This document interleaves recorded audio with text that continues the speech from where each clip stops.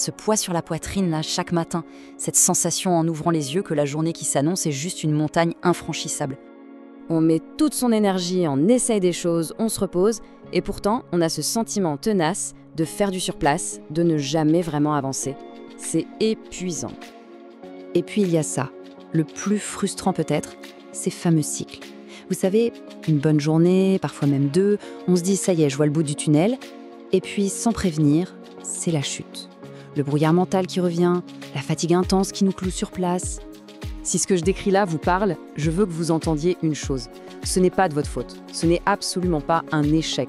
C'est un signal que le corps envoie. Au centre du bien-être, notre spécialité, c'est justement d'aider les professionnels à décoder ces signaux pour enfin sortir durablement de cet épuisement.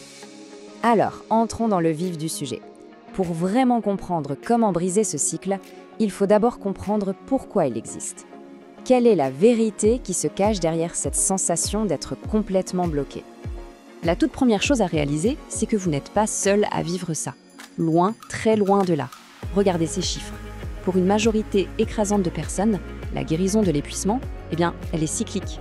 C'est haut et c'est bas, ce n'est pas l'exception, c'est la norme. L'idée d'une guérison toute droite en ligne constante, c'est un mythe pour près de 9 personnes sur 10. La grande question, c'est donc pourquoi?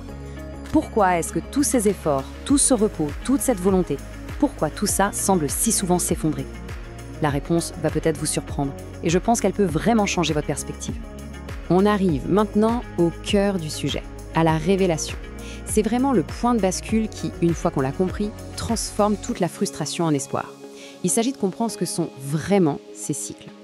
Et si je vous disais que ces moments si difficiles, ces fameuses rechutes qu'on interprète tout de suite comme des échecs, si je vous disais qu'elles sont en réalité la preuve que votre corps est en train de guérir, qu'elles sont le signe que le processus fonctionne.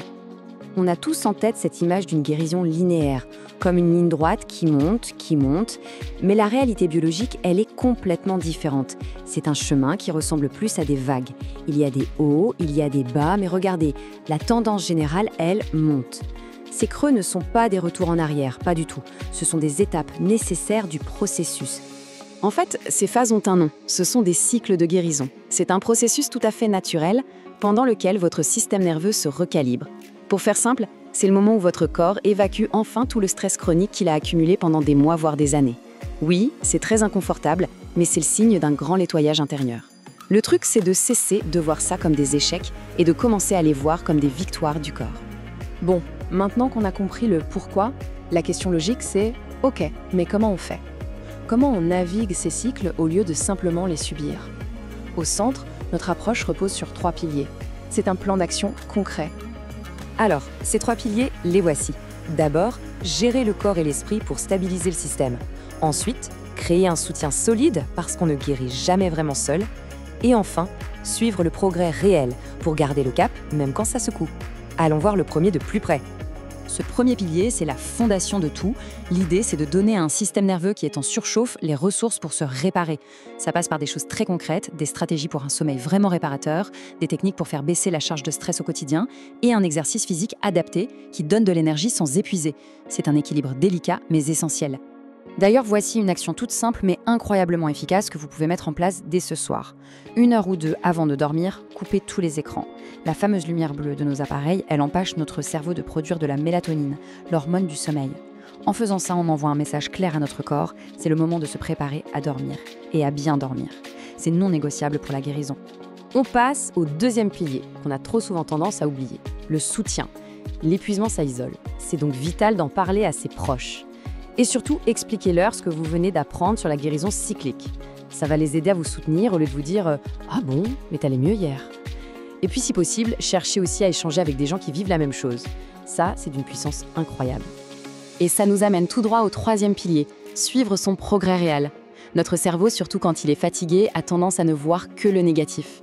L'antidote parfait, c'est de tenir un petit journal tout simple. Notez juste vos symptômes, votre niveau d'énergie, vos petites victoires. Comme le dit ce témoignage, les jours où ça ne va pas, le simple fait de relire ces notes des semaines passées permet de voir objectivement tout le chemin qu'on a parcouru. C'est un outil formidable. Bon, on a vu la théorie, on a vu le plan, maintenant passons à la pratique. Je vous propose de faire un petit exercice ensemble, histoire de ressentir un changement là, tout de suite. On va tester une technique de respiration dont l'efficacité est prouvée pour calmer notre système nerveux sympathique, vous savez, notre accélérateur, et pour activer le système parasympathique, notre frein. Si vous le pouvez, installez-vous juste confortablement. Parfait, on y va? Inspirez doucement et profondément par le nez en comptant jusqu'à 4. 1, 2, 3, 4. Maintenant, retenez votre souffle sans forcer, on compte jusqu'à 7. 1, 2, 3, 4, 5, 6, 7. Et maintenant, expirez tout l'air, très lentement par la bouche, comme si vous souffliez dans une paille pendant 8 secondes. 1, 2, 3, 4, 5, 6, 7, 8. Prenez juste un instant pour sentir le calme. N'hésitez pas à refaire ce cycle 2 ou 3 fois. Voilà, vous avez maintenant en main 2 choses absolument essentielles. La première, c'est la bonne carte. Comprendre que la guérison est cyclique, ça libère d'un poids énorme de culpabilité. La deuxième, c'est un premier outil concret, cette respiration, pour commencer à naviguer activement ces cycles. La connaissance, c'est une chose, mais l'appliquer de façon personnalisée à sa propre situation, c'en est une autre, car chaque parcours est unique. Si vous sentez que le moment est venu d'avoir un plan sur mesure et un guide à vos côtés, je vous invite à réserver un appel découverte avec nous.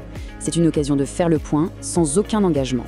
Le lien est juste en dessous de la vidéo. Merci de votre écoute et surtout, prenez bien soin de vous.